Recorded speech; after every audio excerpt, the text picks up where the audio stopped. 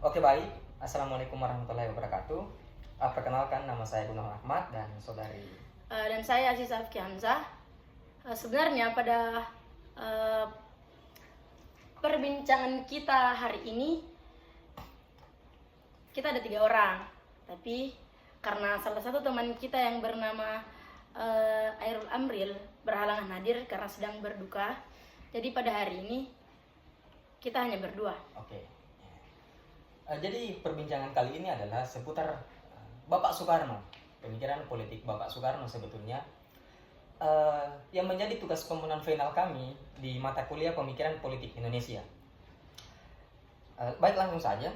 Seperti yang kita tahu bahwa Soekarno ini adalah seorang sosok tokoh yang besar di Indonesia dan cukup sentral tentunya, dan dikenal oleh golongan muda bahkan sampai hari ini.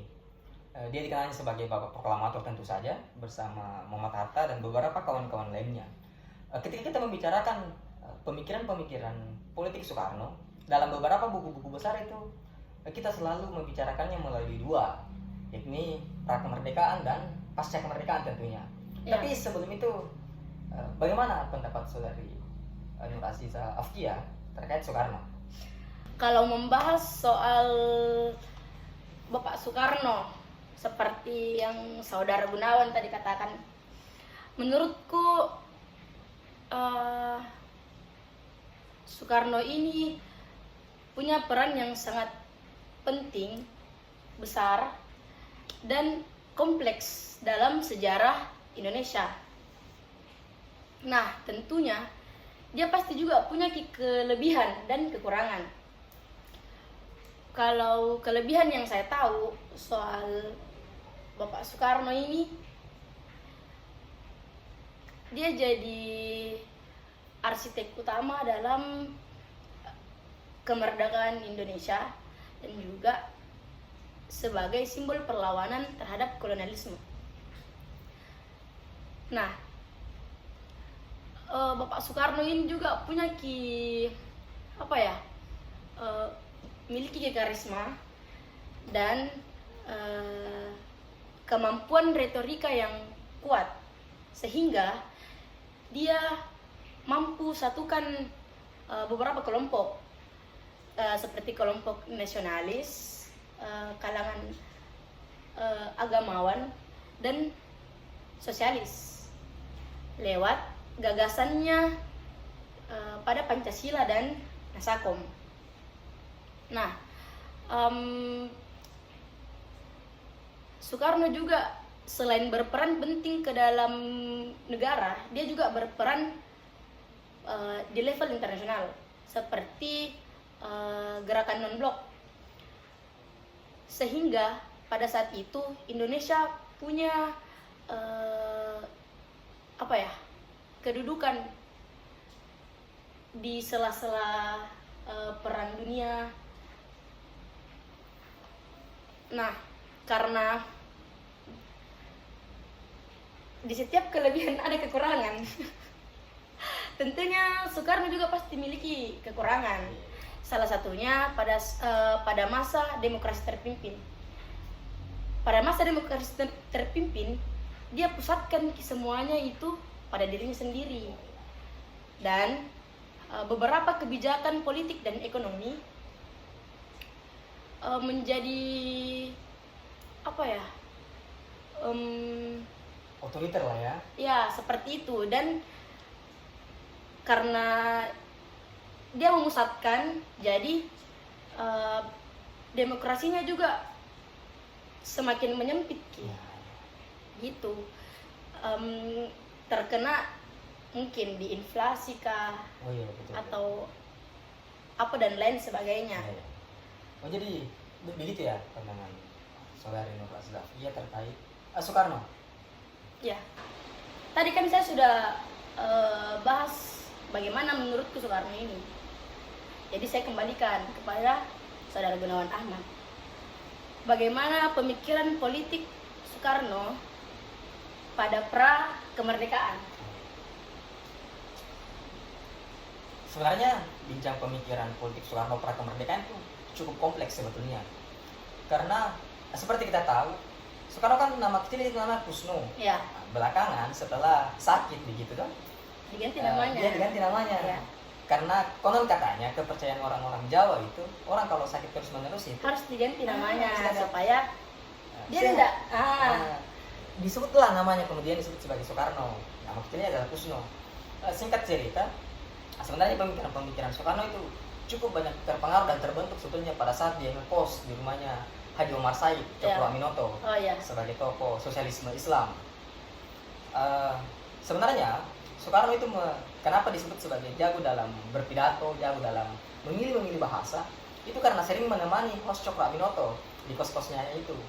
Ketika host Cokro Aminoto itu pergi berpidato dalam organisasi yang sangat besar pada saat itu, pada kemerdekaan, yakni Serikat Islam, Ya. yang menjadi wadah bagi para pedagang-pedagang pada saat itu pada mulanya, kemudian menjadi gerakan politik tersendiri. Tapi kita lepas dulu dari Serikat Islam, kita masuk ke Soekarno-nya, bagaimana pemikiran Soekarno itu dibentuk dalam rumah host Cokro Aminoto gitu.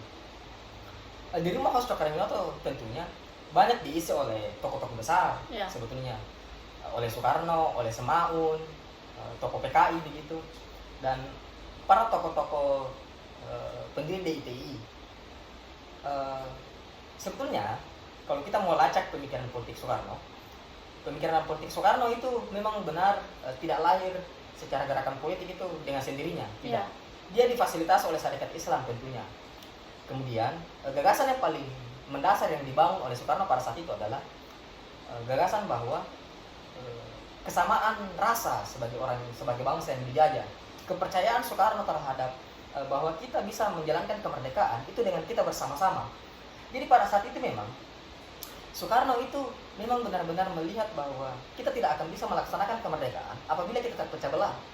Makanya Soekarno itu melakukan politik-politik dalam beberapa kesempatan pidato untuk mempersatukan bangsa Indonesia.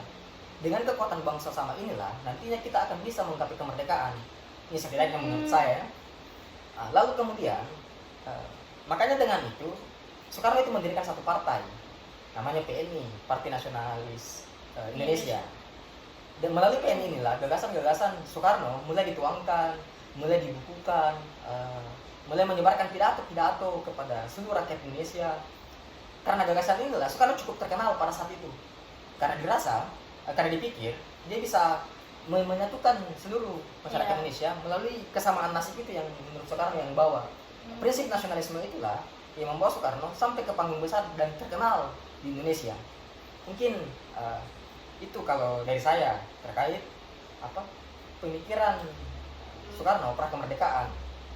Tapi kan biasanya pemikiran politik Soekarno ini juga banyak digeluti pada pasca kemerdekaan. Ya. Makanya saya ingin dengar dari saudari Nur Aziz Afkia, bagaimana pemikiran politik Soekarno pasca kemerdekaan. Nah, setelah tadi saudara Gunawan Ahmad bahas soal pemikiran politik Soekarno pra kemerdekaan. Nah, bagaimana menurut saya pemikiran politik Soekarno pasca kemerdekaan pemikiran politiknya Soekarno pasca kemerdekaan merupakan konsep yang sangat kompleks. Menurutku kompleks karena dia kan kritik juga soal demokrasi liberal. Suatu negara itu tidak bisa kalau dia terapkan ke demokrasi secara liberal. Makanya Soekarno terapkan demokrasi terpimpin. Demokrasi terpimpin. Dia terapkan demokrasi terpimpin karena demokrasi terpimpin itu dapat memberikan kestabilan terhadap suatu negara.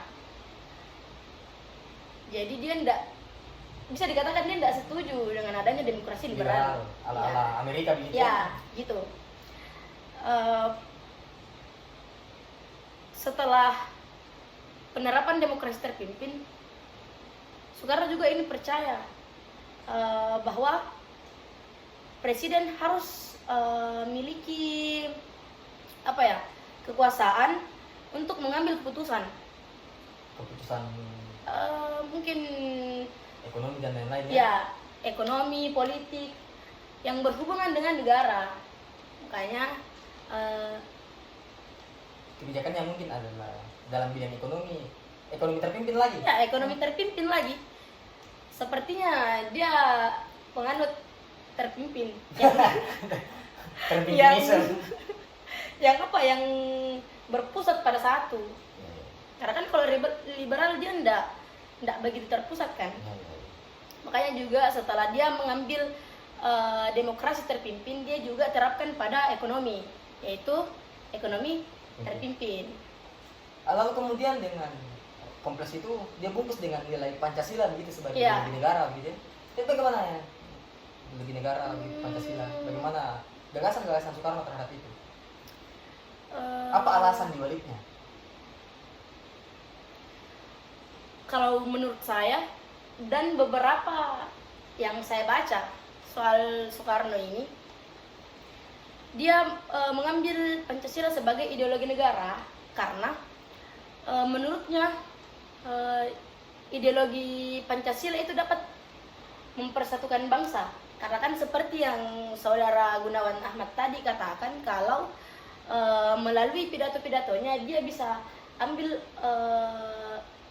partisipasi masyarakat lah, supaya bergabung dan menjadi satu. Makanya dia ambil Pancasila sebagai ideologi dan menyatukan rakyat dan punya apa ya, ideologi kan termasuk seperti apa di Keyakinan gitu. ya seperti itu. Makanya dia ambil Pancasila sebagai ideologi negara. Karena Pancasila adalah menyatukan kemajemukan, keberagaman masyarakat Indonesia Yang bisa diimplementasikan ke dalam kegiatan keseharian tak mungkin. Iya betul. Tapi kan kita tentunya ingat dengan tragedi Ganyang Malaysia yang sempat digaungkan oleh Soekarno, konfrontasi terhadap Malaysia.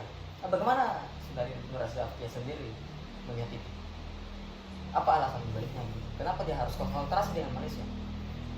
Kalau dari yang beberapa saya baca, sependek pengetahuan saya, kenapa Soekarno berkonfrontasi dengan Malaysia? Karena Soekarno ini percaya kalau konfrontasi dapat membawa dukungan internasional terhadap perjuangannya negara tak sendiri. Makanya dia berkonfrontasi. Dan juga saya salah beberapa ingat juga karena Malaysia pada saat itu akan merdeka dan dia di bawah Inggris begitu ya. Iya. Karena itu cukup membahayakan secara teritori. Makanya Soekarno itu ingin menantang Malaysia jangan jadi boneka bagi Inggris. Ya, seperti itu. Mungkin ya. Ini Soekarno lihat kecelahannya tuh kayak Ya, berbahaya bagi kedaulatan bangsa. Iya. Karena kita bertetangga dengan Malaysia. Tapi kan karena itu pula, makanya Soekarno itu karena gagasan itu pula gagasan kemajemukan. Makanya Soekarno itu secara gerakan internasional, politik internasional begitu, dia memilih mengambil kubu timur. Atau Ya. menurut Marisa Nurafika itu bagaimana sendiri? Kenapa bisa? Hubungannya terhadap blok timur begitu. agak rumit sih, karena blok timur kan itu dia ada beberapa negara tuh, dan termasuk negara yang sejak awal kelihatan dia pasti akan maju dan apa segala macam. Makanya dia eratkan kerjasamanya sama negara blok-blok timur. Uni Soviet dan Ya, kawan-kawan begitu ya. Uni Soviet, Cina. Nah, Kan kita tahu sekarang Cina seperti apa toh. hmm. Makanya dia sejak awal mungkin sudah ada dia bisa lihat apa yang kedepannya toh, jadi dia Kendati bahwa Soekarno tetap mengambil poros tengah, tapi kan dilihat belakangan kecenderungannya kepada blok timur begitu ya. karena pasti dia berpikir suatu saat ini negara akan bantu saya, akan bantu negaraku. Makanya dia gitulah, dia eratkan kerjasamanya. Tapi betul. Tapi kan karena demokrasi terpimpin itu pula lah akhirnya menggiring akhirnya menggiring Soekarno kepada satu tuduhan, nantinya dia otoritarianisme Ya. dan lain-lain. Itu kan sebagai efeknya. Akhirnya terjadilah invasi besar-besaran dan terjadilah pemberontakan PKI begitu ya. Tahun 1965 Ya, konflik itu yang dan mengakhiri Orde Lama pada tahun 1966 dialihkan kepada Orde Baru. Orde Baru. Soeharto. Dan Mungkin cukup kompleks memang sebagai seorang tokoh Soekarno begitu. Dalam beberapa kalangan dia dilihat sebagai seorang yang kuat, seorang yang karismatik, seorang yang cukup berpengaruh dan kita harus akui itu. Tapi di balik itu tentunya saja pena sejarah tidak bisa dibohongi. Betul. Bahwa memang ada kejadian-kejadian di mana keputusan-keputusan politik Soekarno berdampak. Berdampak terhadap masyarakat dan Ya. berdampak terhadap hubungan internasional Soekarno belakangan. Mungkin itu saja dari kami, sedikit pemikiran politik Soekarno yang sempat kami ingat. Semoga ini dapat dimaafkan segala kesalahan-kesalahan dalam perbincangan kami kali ini. Cukup sekian, saya Bung Ahmad. Saya Safki Hamzah. Dan mewakili teman kami Erul Amril. Assalamualaikum warahmatullahi wabarakatuh.